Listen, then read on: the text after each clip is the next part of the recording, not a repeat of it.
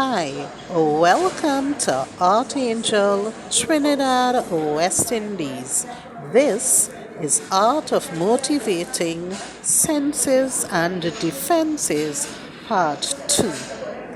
You come to my senses every time I close my eyes.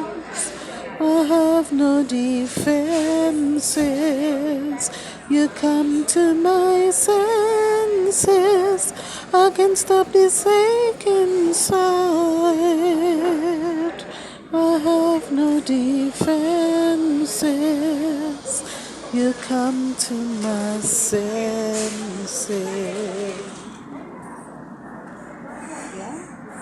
In part 1, we talked about defense mechanisms. We talked about depression, denial as defense mechanisms that we use to protect us from attack, from injury, from harm. But we contrasted it with senses, our eyes, our sense of smell and touch, and sight from our eyes that keep us aware. And we should be aware. So we looked at being fully aware versus being dim when we use these defenses. Today we want to look at part 2.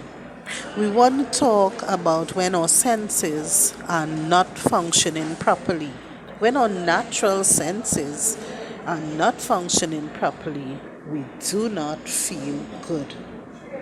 When we overuse our defenses, or psychological defenses, like repression, denial, projection, sublimation, and so on, we do not function well.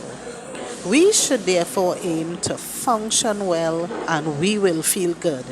If our aim is to feel good, then we will have to use our senses, and we will have to use our defenses less. And we will be good. Senses allow us to take in information that is valuable to our well-being. Therefore, we need to take care of our eyes, our nose, our ears, our hands, our mouth, or tongue. Our mouth, which rather includes our tongue, since these facilitate our senses. Let's take care of them. Let's thank them for the good job they do for us every day. Try to picture if you couldn't see. I for one, I don't know how I would function without my sight. So I'm very grateful to the divine and to my body, my little body. I am thankful to it every day for my eyes, my nose. If I couldn't touch, if I couldn't feel things, pick up things, if I couldn't cook, there would be no art of cooking.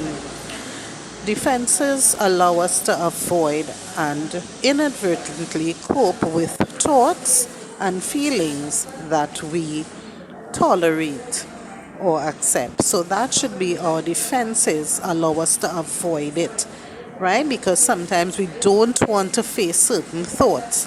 We don't want to face certain feelings that we are having. And in order to tolerate and accept ourselves, and by extension our thoughts and in our world, we use these defenses.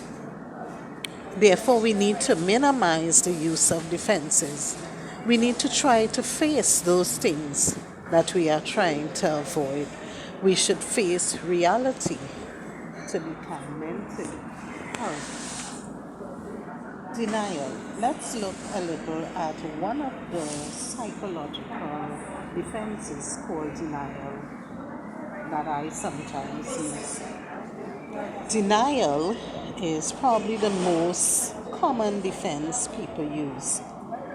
Let's say, for example, someone weighs themselves on a scale.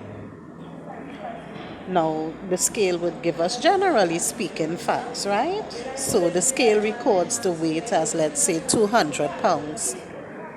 But the person may say to themselves or to someone, the people rig the scale. I am not so heavy. I can have another slice of cake this weekend, or I can have some more ice cream. Do you know this might probably be the 5th time they have seen this result on the scale? So what is happening is that they have gone into denial. right? They refuse to believe the reality that they are overweight or obese.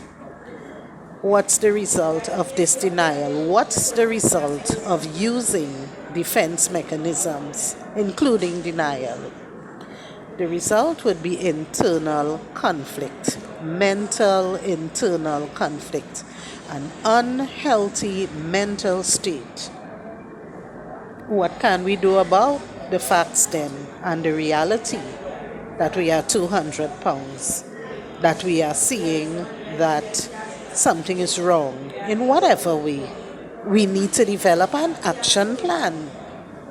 In this action plan, we can accept that 5 different scales cannot be wrong, right? That we did the test 5 times and 5 different lecturers or 5 different teachers gave us the same grade, right? So all of them cannot be biasing us or prejudicing us. So we need to study more then to pass that exam, or we need to lose some weight to carry down the number on the scale, right? We can research then healthy meal, back to our example of being overweight. We can research a healthy meal planning or meal plan, and we can implement it. Another example of denial, your friend might continually be gossiping about you behind your back. This has gone on for several years, and you continue to be friends with her or him. Even when you overhear the person telling someone lies about you, you might have caught them in the act, in other words.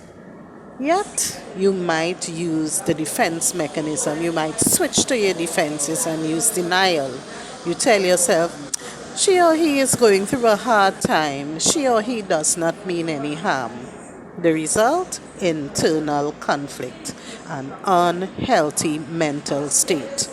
What to do about the facts and reality of the situation? The reality of what is happening to you. Make an action plan. Confront the friend.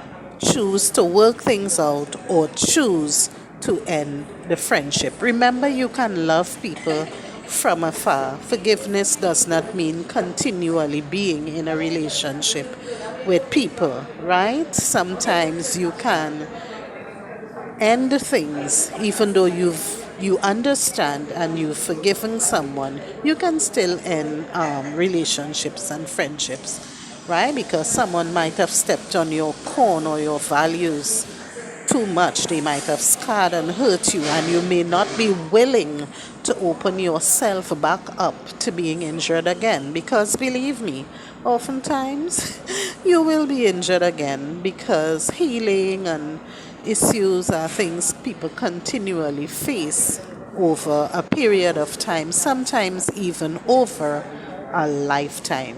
So use your senses fully. Use your sight. See what is in front of you and face it. Use your smell. Smell your body and clean it up where it is necessary. Hear the words that you are speaking and speak more truthful, positive words. Touch your face, neck, arms, legs, and so on, and realize that they are speaking to you. Your body is speaking to you. What you are touching is revealing something to you. Taste what you put in your mouth and ask yourself if it's the taste of healthy food and beverage. Remember, denial is an assertion of an untruth. Come to your senses by facing truth. Remember the ramifications or offshoot of the decisions that you make, right? They are going to have consequences, right? Everything branches out, right? Everything develops more branches, right? Each time you use these defenses, you deny your senses, and inadvertently you dull them, as we said in part 1. When your senses are dull or dim, you lack the ability to be sharp. Remember, the opposite of dull is sharp. We want to be sharp. We want to be aware. We want to be focused. and to be fully aware of what is happening to you, your loved ones, your friends, and what is occurring in society. If you don't and you continue in denial or using or overusing rather defense mechanisms, you will become a blunt, uninteresting person. There are some of the these rather are some of the ramifications of overusing defenses. Denial, right? Refusing to accept reality or facts. Repression, pushing uncomfortable thoughts into the unconscious mind. Projection, attributing one's feelings to someone else, right? These things have ramifications. The ramifications are that you will become unaware, dim, dull, a blunt, uninteresting being, living in denial, living and in the overuse of defenses instead of facing and utilizing fully your senses. Try to recognize when you are using defenses, right? This is level 2 of your action plan. After you do something about it, try to recognize in the moment, when you are using defenses, and choose to channel your emotions, thoughts, and behaviors into positive fields like reading, sports, working, helping others, and so on. Your senses will help you. All right? We will go a little into blame shifting and guilt tripping and love bombing in another video, but this I believe should be enough to help you on your way with using your senses and trying to overcome the use or the overuse of defenses. You come to my senses, I can't stop this ache inside. I have no defenses. You come to my senses. Come to your senses. Use defenses less. Stay in your senses. Stay fully aware, alert, focused, truthful, sensible, and strong. Love you.